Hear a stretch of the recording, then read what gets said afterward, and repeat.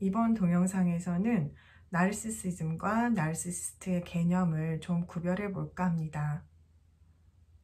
나르시시즘에 관해서 얘기를 할 때 제가 만난 많은 사람들은 나르시시스트와 에코이스트의 관계성 또는 연인이나 부모님 등 가족이 나르시시스트냐 아니냐에 관해서 얘기를 하고 여기에 관건을 두는 경우들을 많이 만나봤어요.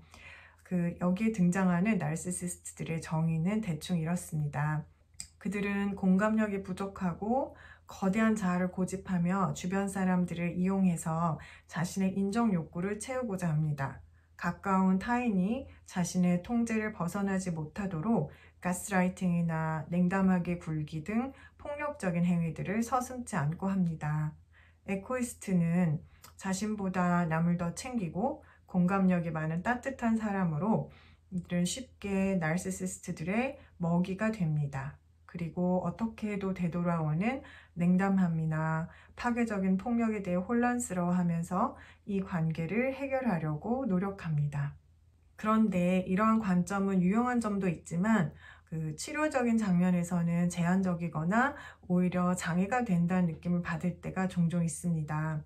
그래서 오늘은 나르시시스트와 좀 구분이 되는 개념으로 나르시시즘에 대해서 간단히 살펴보고 나르시시즘이 가진 핵심 이슈를 구체적이고 실용적으로 한번 정리해 볼까 합니다.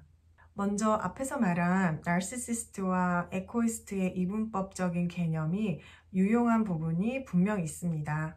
현재 고통받고 있는 관계성에 대해서 어떤 부분이 불건강하고 해로운지에 대해서 명확히 할 수 있을 뿐만 아니라 이러한 관계성으로부터 오는 피해를 최소화할 수 있는 가능성을 열어줍니다.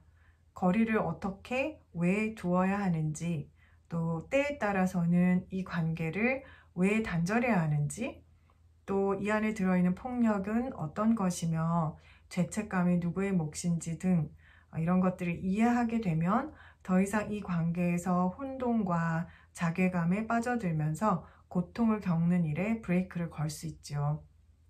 그렇지만 또 한편 이렇게 이분법적인 관계 역동으로만 나르시시즘을 이해하는 것은 나르시시즘이라는 자기애적인 이슈와 관련된 심리 성장을 이루어내는 데에는 제한점을 가져오기도 합니다. 예를 들어 내 연인은 나르시시스트고 나는 에코이스트예요.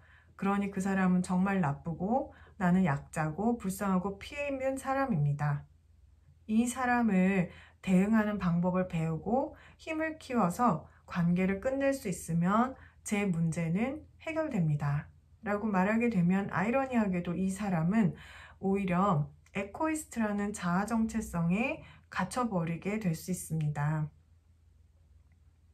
그렇게 되면 그 사람이 가진 그런 좋은 면 외에도 끈질긴 자기 연민이나 피해의식들에서 벗어나기가 더 어려울 수도 있습니다. 정말로 이러한 관계성을 반복하고 싶지 않은데 모순적으로 이 정체성에서 벗어나지 못하게 되는 거죠. 공의존적 관계에서 벗어나고 내면적으로 치유되는 데에는 나에게 가스라이팅을 해대고 나를 이용했던 그 사람과 관계를 해결하는 것뿐만 아니라 그 사람과 상관없이 내가 가진 수치심이나 자존감의 문제, 그리고 내 안에 가용한 여타 심리적인 자원들을 개발하는 일이 필요합니다. 나는 나약하고 남 챙기느라 자신은 못 챙기고 타인을 더 공감하고 하는 그런 자아 외에도 내가 가진 욕구들을 타인을 통해 함께 실현하고자 했던 강한 의지나 사실 나는 이만큼은 버틸 수 있어. 그런 배짱, 또 내가 너를 도울 수 있는 큰 사람이라는 자기 자신, 자신감, 이런 숨어있는 확신이나 공격성 같은 자원들도 인정하게 되면 피해자의 정체성에서 벗어나고 나만의 독립적인 자아들을 찾아가면서 이러한 관계성에서 좀 더 자유로워질 수 있습니다. 그런데 나는 저렇게 거만하고 타인을 갈취해 먹기만 하는 악한 나르시시스트가 아니니까 나르시시즘과 관련된 이슈는 나랑 상관없어. 그건 저 나쁜 나르시시스트나 신경 쓸 문제야 하게 되면 정작 핵심이 되는 본인들의 자존감 문제를 등한시하게 될 수 있습니다. 또 스스로나 타인에게 비판적이거나 판단적이 되면서 오히려 이러한 면모들을 진심으로 받아들이는 것이 더 어려워지기도 합니다. 나르시시스트와 구별되는 개념으로 나르시시즘을 이해하게 되면 우리는 이런 한계점을 어느 정도 극복하게 될 수 있습니다. 그러면 나르시시즘은 무엇인가? 여기에 대해서는 학자들이나 심리치료사들의 의견이 분분합니다. 그런데 라흐플라이슈는 나르시시즘에서 핵심 문제는 결국 불안정하거나 낮은 자존감이라고 분명하게 말합니다. 그리고 타인의 사랑을 받아줄 수 없고 자신의 진정한 사랑으로 회답할 수 없는 그 무능함을 핵심 양상으로 꼽습니다. 이러한 양상의 원인에 대해서도 여러 설이 있지만 이와 관련해서 자기심리학자인 하인스 코헛은 부모로부터 충분한 사랑을 받지 못해 부모를 제대로 이상화할 수 없어서 자의식과 자기 조절력을 성숙하게 키우지 못하고 에고 발달이 아동기 수준에 멈춰 있는 것이라고 이야기합니다. 그래서 이런 사람들이 자의식을 지키려면 자신에게 관심이나 공감을 주는 타인을 계속해서 이용할 수밖에 없는 상태라고 하죠. 예를 들어 라흐플라이슈는 자신감이 없고 자존감이 매우 낮으며 주변에 매우 수능적이면서 칭찬을 모두 거부하고 지나치게 자신을 낮추는 지나친 겸손한 사람도 나르시시스트로 간주합니다. 주변인들의 칭찬을 모두 거부하고 결국 누구에게도 영향받지 않는다는 사실로 자신의 권력이 과시되고 또 거대한 자아가 있는 백일몽으로 도피하는 경우가 이에 해당되죠. 이렇게 허상으로 도피하면서 결국에는 도와주려는 노력을 모두 허사로 만들어서 두 손 두 발 다 들게 만들면서 짜증이 나게 하는 사람, 이런 사람 경험이 있으신가요? 저는 있습니다. 이렇게 저는 공의존적 문제나 나르시시스트와 관련된 문제를 해결해 나가는 과정에 이러한 나르시시즘의 관점을 가져오는 것이 유익하다고 생각합니다. 나르시시즘 문제를 안정적이지 않은 낮은 자존감과 사랑을 주고받을 수 없는 무능함으로 볼 때 우리는 여기에 대해 할 수 있는 것들이 생깁니다. 이제 나르시시즘은 특정한 관계 역동을 떠나 누구나 가지고 있는 에고의 발달적인 이슈가 될 수 있습니다. 이 불편함에 대해서 남 탓을 멈추고 우리는 이제 자신의 자존감에 책임을 지는 행위를 선택할 수 있게 됩니다.